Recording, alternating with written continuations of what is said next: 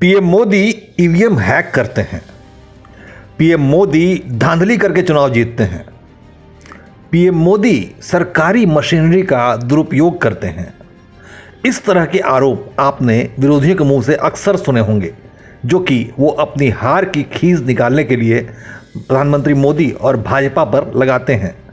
लेकिन विपक्ष के इन आरोपों के पीछे का सच क्या है, ये आज हम आपको बताते हैं।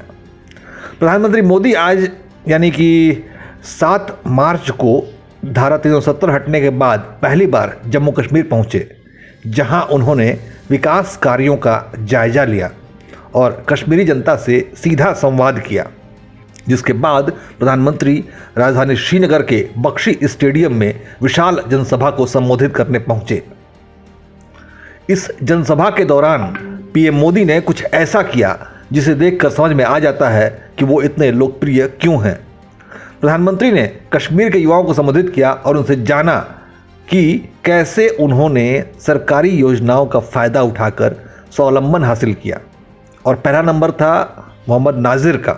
मेरा नाम नाजिम नज़ीर है। मैं पुलवामा के सांबूरा गांव का रहने वाला हूं। मेरी जर्नी स्टार्ट हुई 2018 में। मैंने अपने घर के छत पे 2 मधुमक्खी के बक्से रखे थे और मैं उस टाइम पे 10वीं जमात में पढ़ता था। मैं अक्सर स्कूल से आके छत के ऊपर जाता था और उनका केयर करता था। धीरे धीरे करके मैंने इंटरनेट पे जाके उनके बारे में पढ़ा और जब 2018 पास हुआ, 2019 में मैंने सोचा कि इन 2 बक्सों को मैं कैसे बढ़ाऊं। तो मैं सरकार के पास गया। मुझे उस टाइम पे 50% की सब्सिडी पे मुझे 25 बॉक्स मिले और 25 बॉक्स मिलने के बाद मैंने पहली उससे एक्सट्रैक्शन की ऑलमोस्ट 75 केजी। जब मैंने वो 75 केजी एक्सट्रैक्ट किए, मैं उस टाइम पे इतना डेवलप नहीं था। मैं अपना शहद ड्यू बोतल में भर के गाँव में बेचता था। उस टाइम पे मेरी पहली आमदनी थी 60,000 रुपये। जिस टाइम पे मुझे ये 60,000 रुपये मिले, मेरे घर वाले भी बहुत खुश हो गए। मैं भी मोटिवेशन से फुल ऑफ पावर हो गया कि मुझे 60,000 रुपये मिले। और धीरे धीरे करके ये सफ़र मैंने सर आगे लिया और धीरे धीरे करके मैंने 200 बॉक्स अपना कायम किए। वो 200 बॉक्स कैसे हो गए? मैंने उस टाइम पे एक सहारा लिया PMEGP का। PMEGP के तौर मुझे 5 लाख रुपए मिले और मैंने अपना एक कारोबार बढ़ाया। लेकिन स्वावलंबन का यह सिलसिला नाजिर तक ही नहीं थमा, बल्कि पीएम मोदी के साथ जुड़ने वाली दूसरी आत्मनिर्भर महिला थी एहतशाम मजीद, जो कि कई महिलाओं की टीम का नेतृत्व करती हैं और उन्होंने सरकार की मदद से बेकरी का बिजनेस शुरू किया और सफलता हासिल की। सीसी में मौजूद है। बताइए, अपने बारे में बताइए। सर आदाब। सर मैं एहतशाम मजीद रावलपुरा श्रीनगर से और मेरे साथ फरहीना बशीर बारामूला से, सईद राफिया कुपवारा से और सकीना नज़ीर बांडीपोरा से। आपके बहुत बड़ी टीम है।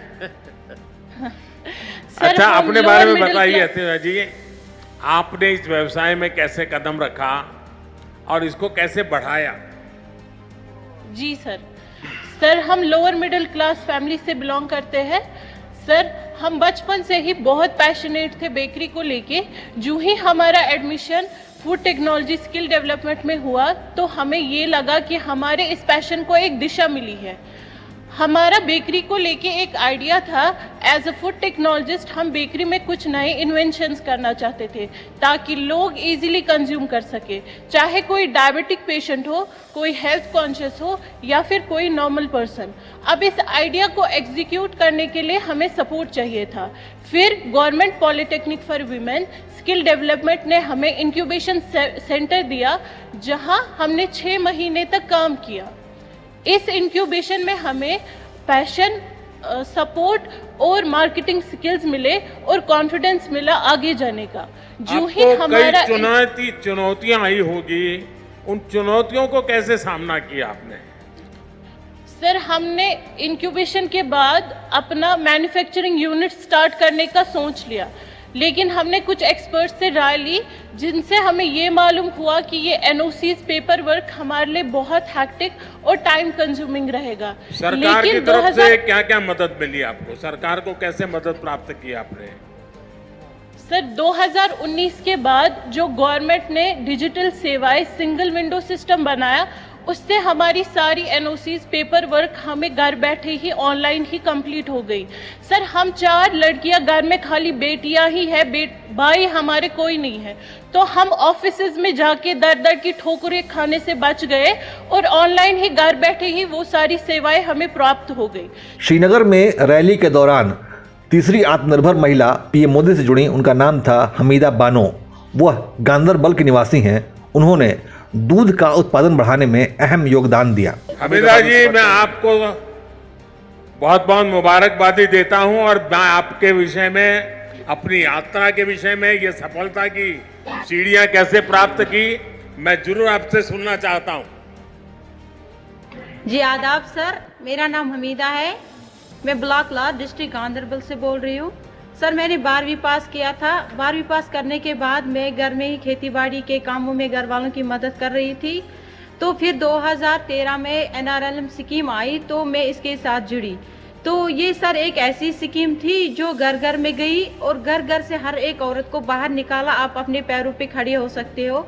तो उसके बाद मैंने NRLM से जुड़कर ही लोन लिया। तो वहाँ से मैंने एक गाय लाई तो और अपने आसपास के घरों में देखा कि गांव में गाय पालने का काम आम है। तो वहाँ देखा मैंने कि जो दूध हम इस्तेमाल करते हैं, इसके बाद कुछ दूध बचता है जो ज़ाया होता है।